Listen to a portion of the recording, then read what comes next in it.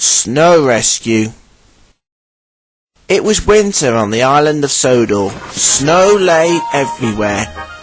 The engines had to work hard through the snow. Donald and Douglas were keeping the lines clear of snow. Thomas was helping Dennis to deliver trucks of timber, and Fergus was working hard at the cement works. Mavis, the quarry diesel, was delivering her trucks of gravel to the Knapford yards. She didn't like the snow. "I hope it doesn't cause me any trouble," she said. "Snow is very slippery." "Don't worry," smiled her driver. "Donald and Douglas are clearing the tracks today, so all lines will be clear." Mavis pulled up to Elsbridge Station. She had to stop at a signal. Thomas and Dennis were nearby with their trucks of timber. "Hello," tooted Mavis. But Thomas was cross. "Bother this snow," he complained. "It makes an engine late, and lateness does not please the Fat Controller." Dennis was worried too. He didn't like the snow either. "Maybe when we've delivered this timber we can go back to the sheds," he said. "Sorry, Dennis," said Thomas, "but there's more timber to collect after this load." "Cheer up, Thomas," smiled Mavis. "At least the lines are clear for all the engines." "But I have to wear my silly snowplough," said Thomas. "I hate wearing my snowplough." Soon the signal dropped, and Thomas and Dennis were on their way. Mavis tooted goodbye, and Thomas and Dennis replied back. Mavis was sure the snow wouldn't be any trouble for her. "Even if there is snow on the tracks," she thought to herself, "my cow catchers will push the snow aside." She felt much better after thinking that. Then her signal changed to green, and she chugged away to the yards.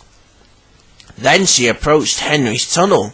Snow lay on the roof of the tunnel. The driver was worried. "We'll have to be careful, Mavis," he warned. "A loud noise could start an avalanche. If we get caught in it, we'd be stuck." Mavis agreed, so she slowed down as she came towards the entrance. She trundled carefully along the track, trying not to make any loud noises. Suddenly she heard a loud clickety-clack coming towards the tunnel. Mavis gasped. "It's Gordon!" she cried. It was Gordon. He raced towards the tunnel, going very fast. Come along, he puffed to the coaches.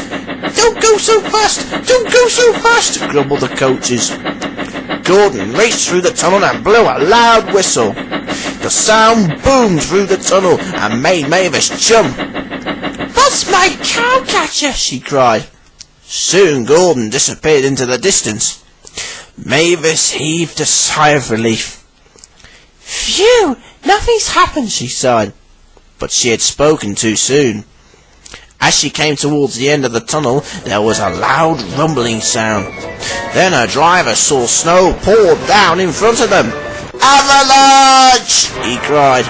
Snow fell in front of Mavis and it blocked the exit. Mavis was trapped. "I'll have to push my way out," she thought. Mavis chugged forward and pushed as hard as she could. But so much snow had fallen it was very thick. Mavis couldn't push her way through. The driver was worried. "I can't dig my way out," he said. "It would take too long, and it would take too long for me to walk all the way back to the station." Mavis was very worried now. "Now I'll never get out," she crowed. "I'm stuck." Then she heard a faint whistle in the distance, and then a horn she recognised. It was Thomas and Dennis. They were heading back to collect more timber.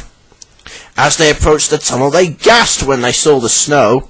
"Look at that!" cried Dennis. "I've never seen that before." "I have," agreed Thomas. He remembered the time he was helping Rusty to clear a tunnel, but then Gordon got himself stuck in an avalanche. Then they heard something. "Help!" "Listen," said Thomas. "Did you hear that?" "I couldn't hear anything," said Dennis. "Help!" "Shh!" wheezed Thomas. "There it is again." "Help me, please!" Both engines looked at the tunnel. "Look! It's Mavis!" cried Thomas. "My goodness!" cried Dennis. "Come on! The poor diesel must be frozen to the motors in there!" You go back to the station for help, said Thomas. I'll clear what I can. Dennis agreed and raced away. Thomas went to work with his snowplough. Dennis pulled into Knapford Station and told the Fat Controller what had happened. Right, Dennis, boomed the Fat Controller. Collect the workmen and take them to the tunnel straight away. We cannot leave Mavis in there.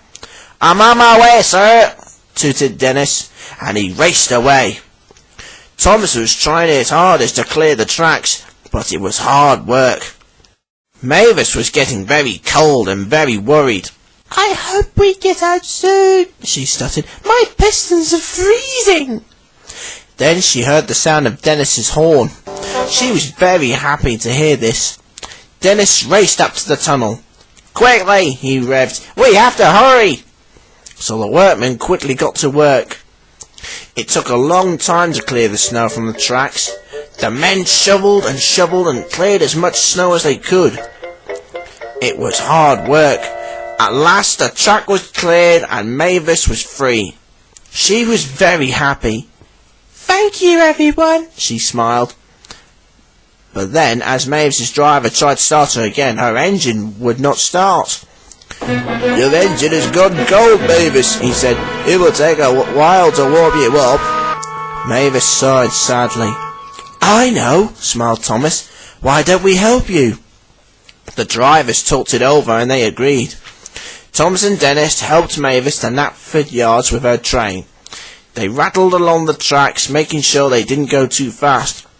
Thomas cleared the tracks as they went along. They arrived at Knapford Yards better late than never. Then while Dennis shunted the trucks with gravel, the workmen went to work fixing Mavis's engine. It took a while, but soon Mavis's engine was purring and chugging smoothly. She felt much better already. Ah, that's better, she smiled. Dennis pulled up alongside with the last of the trucks. He and Thomas were pleased that Mavis was warming up again. Thank you for rescuing me, smiled Mavis. That's all right, smiled Thomas. That's what friends are for, agreed Dennis. Mavis was very pleased to have friends like Thomas and Dennis, but she was very pleased to be out in the cold tunnel. Being warm as toast is better than being as cold as ice, she smiled, and all the engines agreed.